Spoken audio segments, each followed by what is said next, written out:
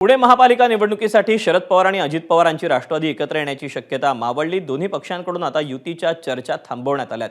महापालिका निवडणुकीच्या घोषणा झाल्यापासूनच दोन्ही पवार पुण्यात एकत्र निवडणुका लढतील अशी शक्यता याला बळ मिळालं होतं। या युतीसाठी दोन्ही राष्ट्रवादीकडून सकारात्मक सूर उमटू लागले। तसंच युतीसाठी बैठकांचं सत्रही सुरू झालं होतं, पण अजित पवारांनी ठेवलेल्या एका अटीनं या युतीत मिठाचा खडा पडल्याची माहिती आहे।